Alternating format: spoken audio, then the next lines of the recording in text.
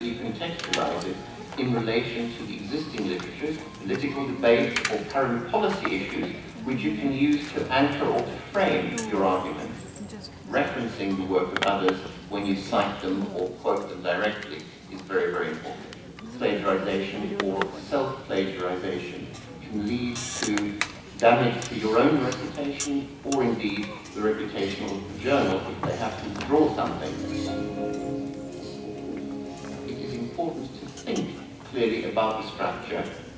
You have to have logical development across the successive sections of your article and think carefully about the relative length of each of them.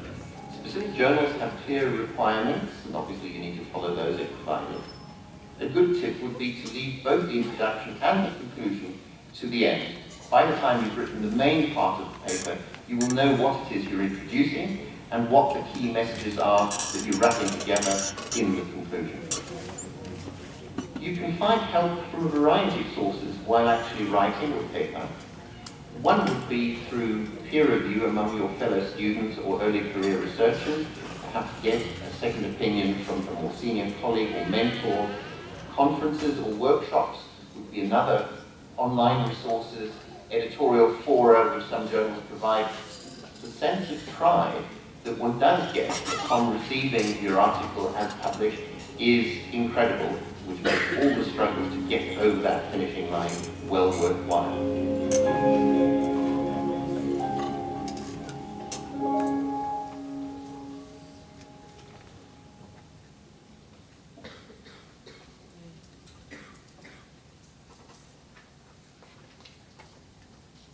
Okay, so that, I think, gives you a sense of how publishers see journal publication and the importance to different academic communities and to the world, and to helping people, influencing policy, people in government.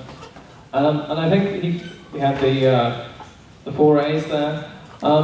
If you're interested, I recommend you go and check out, find out more about the information there. And we're going to be talking about some of the things that he covered today. So we'll be looking at the different sections of a manuscript and the kinds of information that you should include there. So titles are really important for grabbing the attention of your reader, making somebody want to look at your abstract, download your article, read it, and maybe cite it at some point. Titles, you also need to think about titles technically in terms of search engine optimization. Remember, many people are looking for research articles through indexing services, things like Web of Science, Scopus, SciFinder. They're typing keywords, looking for topics. And the title has a very, very high weighting in the algorithms that these search engines use for returning results. So if you want your manuscript to show high up in search rankings, you need to choose effective keywords in your field, and then use those in your title, and also throughout your manuscript in different places. So titles should be short. Some journals actually have length restrictions. Some journals say, I think many journals say less than 20 words is a good length for a title. As I say, don't spend time worrying about the title when you're actually writing the manuscript. It's a waste of time because the title could completely change when you actually finish writing the main part. Some other tips for titles. There are different styles of titles that people use in different fields. So you might see titles that are questions. So we've got a question here. Are the poor dying younger in Malaysia? Now you will see these kinds of titles. They're perhaps more common in certain fields. But there is a rule in journalism that you shouldn't ever start an article with your title being a question. And the reason is that the reader, they might read this and think, oh, the poor dying younger in Malaysia. They might think to themselves, no. So, always be careful with using questions in titles. Probably one of the most effective kinds of title is where you actually describe a result in your title. So, do we have an example of that here? Okay, so this last title here, mobile phone reminders improve adherence and treatment outcomes of patients on ARTM Malaysia. So in the title, these researchers are actually saying, not just what their researchers found, but they're saying what they found. They're showing this relationship in their title. So any title where you can describe a result is normally quite an effective way of communicating the results of your manuscript. Another very common kind of title is where you describe the method or the general kind of research area. This central title here, dengue in Malaysia, factors associated with dengue mortality from a national registry. So they're telling you a little bit about the research area and what they actually looked at. How they actually performed the study. This is probably some sort of statistical analysis based on information from this national registry. There are some things you should avoid doing in titles. Try to avoid including abbreviations and avoid jargon. Are there any problems with these titles that you can see? Let me ask you, do you think these are all good titles? No? No? What's wrong with what would you improve?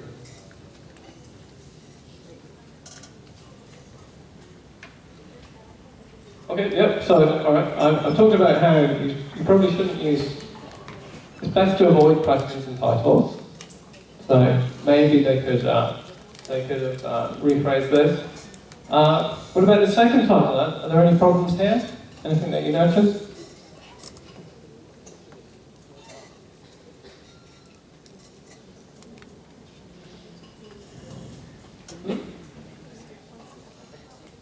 Okay, yeah, that's a good point. So look, we've got dengue here, we've got dengue there. It's a bit redundant, this title. This is called a hanging title, when you have a semicolon breaking up a title like this. And it's quite common for books and review articles, and also in clinical fields, you use this kind of hanging title to indicate the study design at the end of the title. But in general research papers, this is often Sarah? How about this last title here? Any problems with this last title? Okay, good. All right, thank you. So, yeah, what does ART mean? I don't know. It's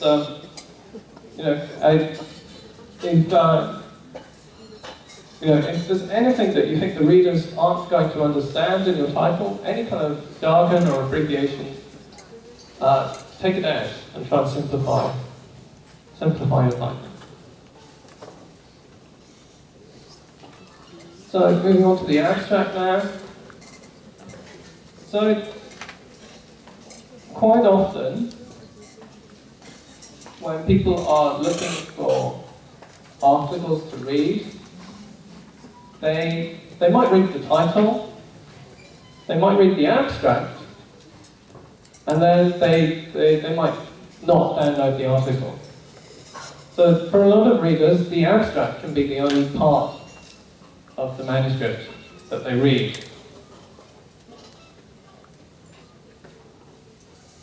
It's important that your abstract contains all of the information basic content from your main manuscript so that you can convey all of the key ideas very succinctly. And another thing is that your abstract is normally presented separately from your paper, so it can be on the journal website. If it's a subscription article and behind a paywall, then your abstract will be the only part of the manuscript that some people can read. Your manuscript is also, your abstract is also very important in terms of this search engine optimization that I've been talking about. So these keywords that you've used some in your title maybe, but you should try using them again in your abstract. In your abstract you can use the keywords more than once. And in fact it's good if you do use the keywords maybe 2 or 3 times, but avoid using the keywords too much. If you use it too much, then the algorithms, they stop considering the word. They think it's something very common like or the, or some word that doesn't actually contribute to the search algorithm. So abstracts can be structured and unstructured. I think in the physical sciences it's rare to see a structured abstract, but in clinical research, in biological research, you will often see structured manuscripts which have section headings. So you will see introduction, results, introduction methods, results, discussion, or conclusion in your abstract. Abstracts are generally short. So you need to check the journal guidelines for the length of your abstract. But actually as a guide, most indexing services will only consider the first 300 words of your abstract. So if you do write a longer abstract, it doesn't really contribute to the search results. And it may not be acceptable by the journal either. In general, you should avoid putting references into abstracts. If you do put a citation into